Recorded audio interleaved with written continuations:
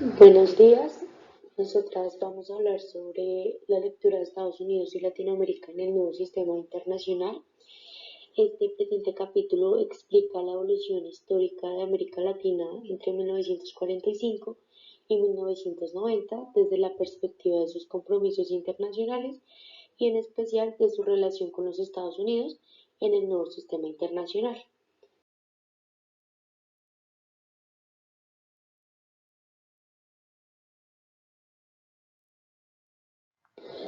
Nuestro grupo está conformado por Tatiana Nieto, Viviana Sánchez, Valeria Torres y quien les habla, Mariana Infante.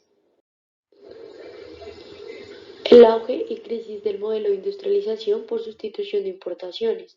Esto se dio en 1945 a 1979. En octubre de 1929, la crisis económica que se inició con el derrumbe de la Bolsa de Nueva York transmitió de inmediato sus efectos a América Latina. Esa crisis trajo consigo un replanteamiento de la política, las luchas sociales y de las relaciones internacionales. Desde el punto de vista internacional, la crisis significó el desplazamiento de Gran Bretaña como primera potencia económica mundial y el ascenso de Estados Unidos.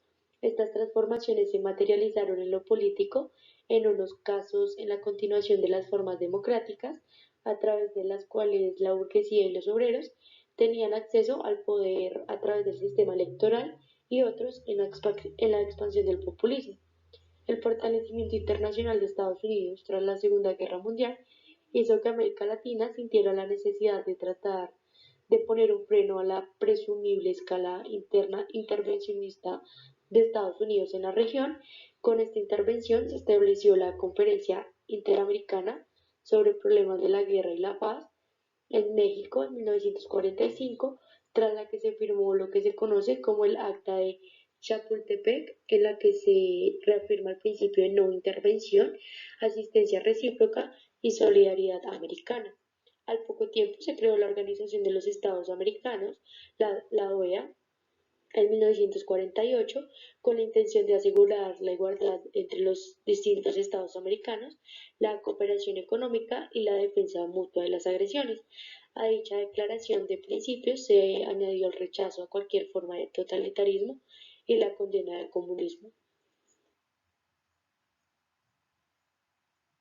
Este nuevo liderazgo de Estados Unidos, combinado con la expansión de las políticas Easy, hizo que los discursos nacionalistas se generalizaran en las distintas repúblicas latinoamericanas basados en un enfrentamiento de contrarios entre una América Latina caracterizada de católica, con estados protectores y paternalistas que intervenían en la economía, y unos Estados Unidos protestantes en los que el juego de la oferta y la demanda eran importantes.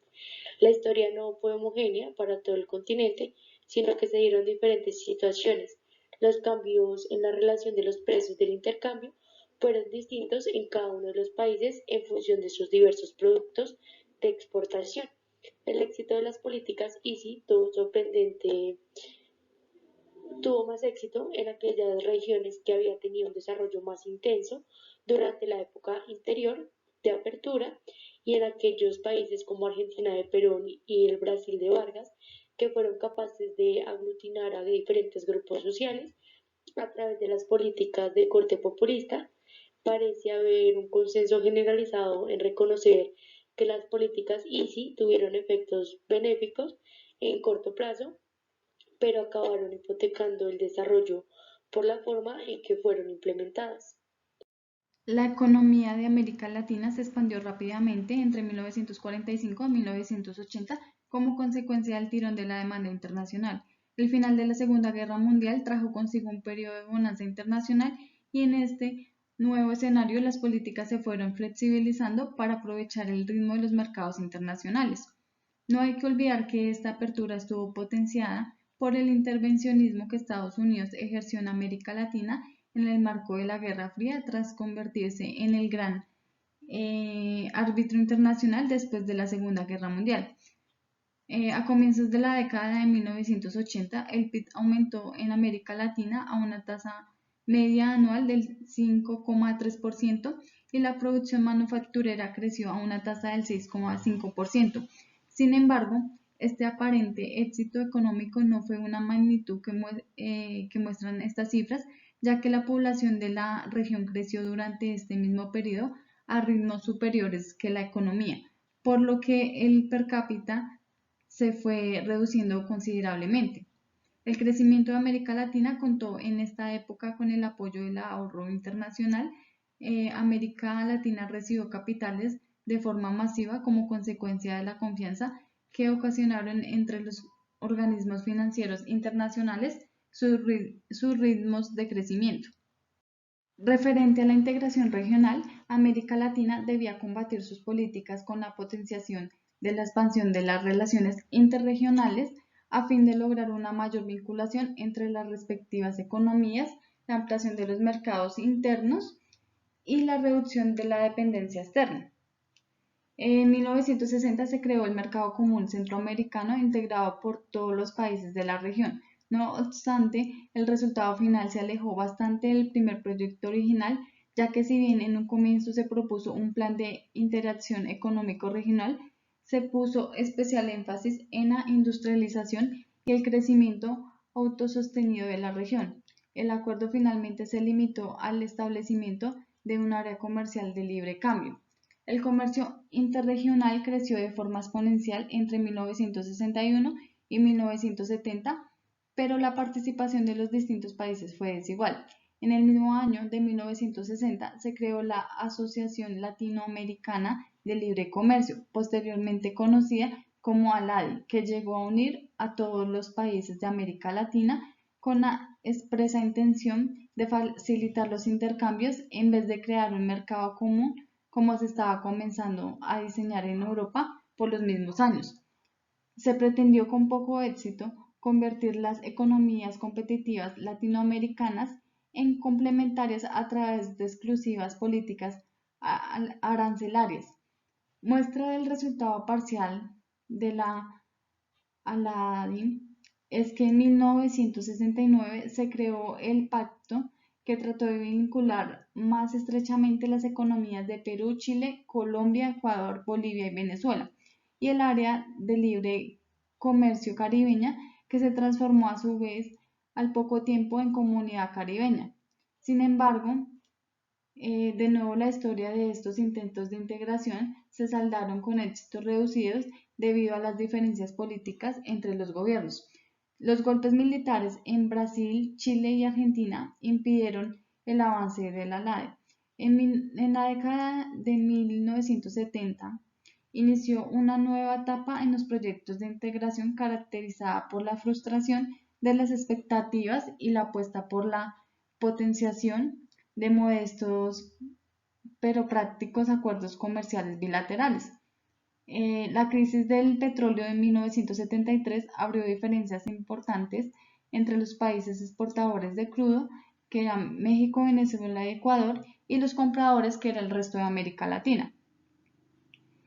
Con la creación del sistema económico latinoamericano, en 1975 se pretendió mejorar la cooperación interregional con el fin concreto de potenciar el poder de negociación de América Latina en los escenarios internacionales, pero los resultados fueron una vez más menores que los esperados. Durante la década de 1980 se inició una tercera etapa en los proyectos de integración que tuvo como finalidad aumentar la participación de las exportaciones latinoamericanas en los mercados internacionales. No obstante, la crisis de deuda de 1982 se tradujo en la práctica en cada país en un recorte drástico de las importaciones a fin de reducir el déficit que provocó la potenciación del aislacionismo económico y por lo tanto un retroceso en los avances logrados por las políticas integracionistas ensayadas hasta el momento. En la década de 1990 se ha dado comienzo a una cuarta etapa, caracterizada por la conformación de la estrategia de la configuración de bloques. En 1991 se pusieron las bases del Mercado Común del Sur, más conocido como Mercosur, en el que está Argentina, Brasil, Paraguay y Uruguay. Y el grupo de los 3G, que es México, Colombia, Venezuela y la adhesión de México al Tratado de Libre Comercio de América del Norte en 1994.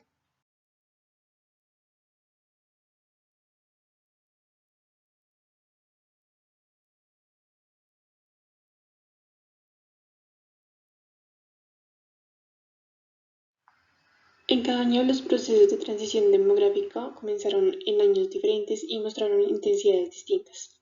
El comportamiento demográfico de los diversos grupos raciales también ha experimentado variaciones y aprecia una disminución del crecimiento de la raza blanca, aunque sigue siendo mayoritariamente en Argentina, Uruguay, Brasil, Costa Rica y Cuba. Los indios son el grupo dominante en Bolivia, Paraguay y América Central. En México, Venezuela, Chile y Colombia sobresalen numerosamente los mestizos, mientras que en Perú y Ecuador el volumen de la población india es muy semejante a la de mestizos y blancos. Negros y sobre todo los mulatos tienen una importancia fundamental en las Antillas. En lo referente a la estructura social, los diversos grupos que la integran han ido adaptándose y modificando su composición y orientación en las últimas décadas de acuerdo con las nuevas circunstancias. Clases medias constituyen un sector numeroso y básicamente urbano, cuya expansión ha ido paralelamente al crecimiento de las ciudades. Su composición sigue siendo muy heterogénea e incluso en los últimos tiempos se ha agudizado la tendencia a la aparición de nuevos grupos medios que se distinguen por sus posibilidades económicas. El crecimiento demográfico plantea serios problemas entre mediados y finales del siglo XX. En términos generales, los niveles de educación han descendido, la sanidad se ha deteriorado, el PIB per cápita ha disminuido, el desempleo ha crecido, la distribución del ingreso ha seguido empeorando, la relación entre la población activa forma pasiva e informal se ha descompensado, la competitividad y la rentabilidad económica ha descendido y el crecimiento productivo no ha sido capaz de dar cabida al crecimiento demográfico. A todo ello se ha sumado que el Estado, al no poder ofrecer los servicios requeridos por el sector empresarial para impulsar el crecimiento, por tener que intervenir en servicios básicos para cumplir, al menos en parte, con sus compromisos sociales, no ha sido capaz de ofrecer las condiciones necesarias para impulsar y facilitar el mismo crecimiento económico, generando un espiral de deterioro en el que la solución por la que se ha apostado en el corto plazo ha sido disminuir los servicios del Estado y abrirse a la globalización con la esperanza de que las inversiones extranjeras sean capaces de generar los puestos de trabajo requeridos. En la década de 1990, el deterioro social y la precarización en el empleo ha comenzado incluso a plantear importantes retos políticos, ya que al descender los niveles de escolarización y al reducirse los servicios del Estado, se han comenzado a transformar los sentimientos nacionalistas, ampliándose en consecuencia el discurso basado en el hecho diferencial, la defensa de las minorías y el aumento de los regionalismos. El balance de la segunda década del siglo XX en América Latina no fue muy optimista, ya que las críticas ISI transformaron radicalmente la estructura productiva y las políticas neoliberales no han sido capaces hasta la fecha de cubrir los retos pendientes. La historia política de América Latina desde 1945 hasta 1990 está compuesta por una diversidad de situaciones. En ciertos países y momentos históricos los sistemas electorales han funcionado correctamente y en consecuencia los dirigentes fueron elegidos democráticamente. La historia política de América Latina muestra un continuo vaivén entre experiencias democráticas y dictaduras. En la década de 1920, los gobiernos constitucionales que habían llegado al poder por sufragio universal predominaban en América Latina. No obstante, en la crisis de 1929 y el deterioro social subsiguiente se tradujo en América Latina en la aparición de 15 dictaduras, reviviendo solo 5 gobiernos designados por medio de las urnas. Fue una experiencia que duró poco tiempo. Tras la Segunda Guerra Mundial, los gobiernos surgidos de los comicios ascendieron hasta 11 y disminuyeron en consecuencia los gobiernos que habían ocupado el poder por medio de la violencia y el autoritarismo. Sin embargo, hay que mencionar que estos 11 gobiernos surgidos de las urnas no adquirieron la total libertad que hubieran deseado, estando en consecuencia presionados de forma continua por los militares en la sombra, llegando así a surgir lo que se ha denominado democracias dirigidas. Una vez más, estas experiencias duraron poco, ya que a finales de la década de 1940 las dictaduras volvieron a superar el número 11 en total a los gobiernos democráticos de la región. Entre 1962 y 1964 se dieron 8 golpes militares. En la década de 1970 llegaron a haber hasta 16 gobiernos autoritarios. Sin embargo, hay que aclarar que de nuevo estas experiencias duraron poco tiempo, ya que tras la crisis económica de la década de 1980, todos los gobiernos de América Latina habían sido elegidos democráticamente. Y es que en América Latina se dio desde la crisis de 1929 una combinación de experiencias que hacen imposible caracterizar a la región como democrática o dictatorial. A comienzos de la década de los años 60, tras el estallido de la Revolución cubana y bajo el influjo de la administración de John F. Kennedy en Estados Unidos, se creó la Alianza para el Progreso.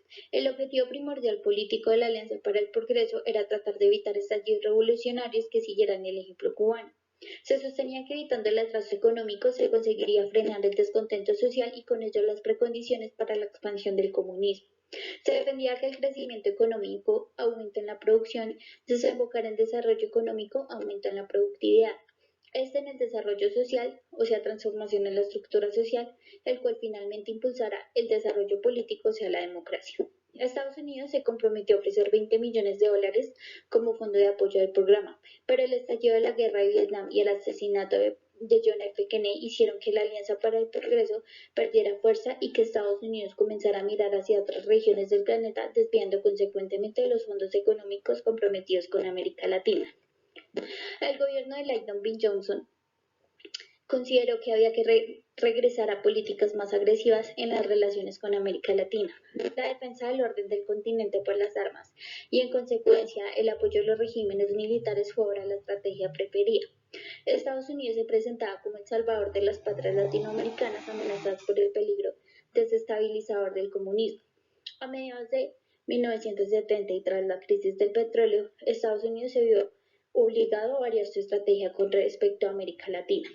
La financiación de los sistemas autoritarios comenzó a representar una dura carga para el Tesoro estadounidense y al mismo tiempo la política del intervencionismo fue adquiriendo un efecto boomerang que castigaba a los propios Estados Unidos a deslegitimar su labor externa tras la aceptación internacional de la tesis de la defensa de los derechos humanos. En 1973 a 1974 y 1978 a 1979, la subida del precio del petróleo, los procesos inflacionarios, la elevación del precio de dinero en los mercados internacionales y la reanudación de la Guerra Fría tuvieron efectos directos en América Latina. Las exportaciones decayeron. Sin embargo, es necesario realizar la diferenciación entre los países productores de petróleo, Venezuela, México, Ecuador, que se vieron favorecidos por el proceso al aumentar la entrada de divisas, y los no productores del petróleo, que debieron pagar más por el crudo importado. La deuda externa, pagada en dólares, se disparó. El déficit del Estado se disparó. El desequilibrio en las balanzas comercial y de pagos creció. Se asentó la regresividad en la distribución del ingreso. Descendió el PIB per cápita, aumentó el paro y los niveles de los servicios ofrecidos por el Estado, lo que fue sanidad, educación y transporte, se deterioraron. A partir de la década de 1990, las economías de América Latina volvieron a crecer a tasas elevadas debido a la aplicación de políticas neoliberales que les permitió la posibilidad de renegociar la deuda externa, Plan Brady de 1989, al relanzamiento de las economías de la OCDE y al nuevo clima internacional de distensión, disolución de la Unión Soviética, caída del muro de Berlín y final de la Guerra Fría. Los estados debían dejar de intervenir en la economía y someter a sus economías a profundas cirugías, o sea, privatizaciones, que asegurarían un clima de competitividad y eficacia económica. Las economías no debían crecer hacia afuera o hacia adentro como se había planteado en etapas anteriores, sino desde adentro. Se debía olvidar por completo los planteamientos intervencionistas del Estado de antaño. El mejor Estado era el menos influyente en la dirección de la economía y el más delgado a fin de reducir el déficit. Se vuelve a defender que el crecimiento económico impulsaría el desarrollo económico, al desarrollo económico y finalmente se llegaría al desarrollo político.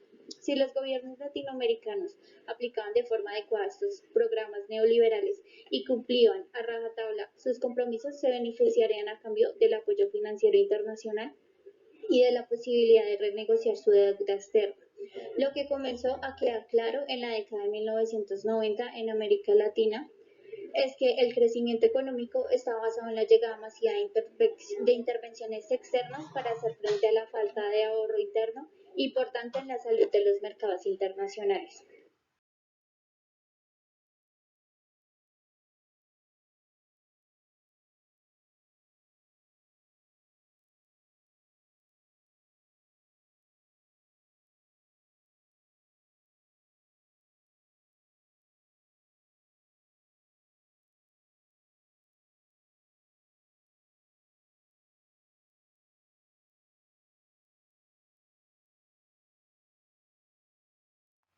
Las dificultades que determinaron el desenvolvimiento de las relaciones internoamericanas después de la Segunda Guerra Mundial se vieron agudizadas por la forma en que Estados Unidos aplicó en Iberoamérica su política anticomunista, que lo llevó a intervenir directa o indirectamente con medios militares económicos en los asuntos internos de varias naciones.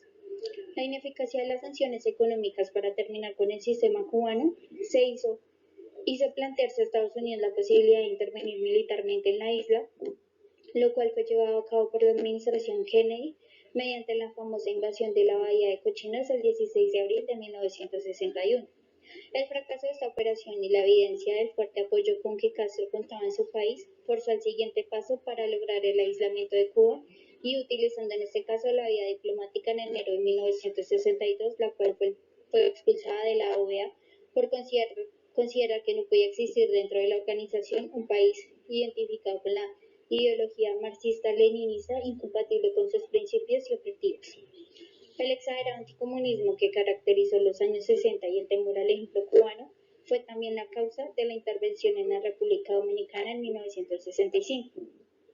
Por ello, el conservadurismo de Ronald Reagan dio marcha atrás a los planteamientos de su antecesor cuando las relaciones internoamericanas y adoptó una actitud orientada a recuperar la hegemonía que se consideraba perdida, a lo que respondió la intervención en Granada en 1983. Junto a las intervenciones militares, también las de tipo económico han sido decisivas en la evolución de varios países iberoamericanos, ya que frecuentemente Estados Unidos ha utilizado la desestabilización financiera para controlar en beneficio propio el desarrollo de aquellas naciones. Además, los procesos de modernización y el nacionalismo y la independencia política que caracterizan a las naciones del sur las aleja también de los intereses estadounidenses y empuja a buscar su propio protagonismo en el mundo. El ascenso y proliferación de los llamados movimientos populistas que aparecieron en la década de los 30 no se interrumpió durante los años centrales del siglo, sino que, al contrario, en algunas naciones se desarrollaron incluso con más fuerza que en la primera etapa y continuaron su evolución durante un largo periodo de tiempo.